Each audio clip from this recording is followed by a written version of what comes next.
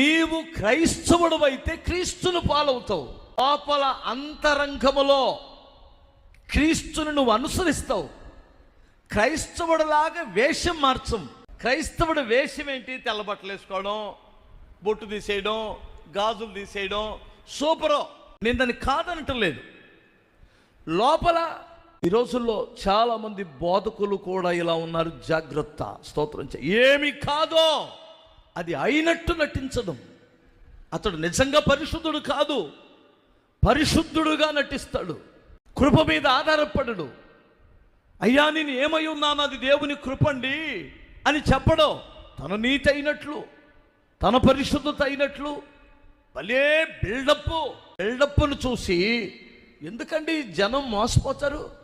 నేను వేషధారణ లేకుండా బ్రతుకుదామని పోరాడుతూనే ఉన్నా. ఇప్పటికీ పోరాడు.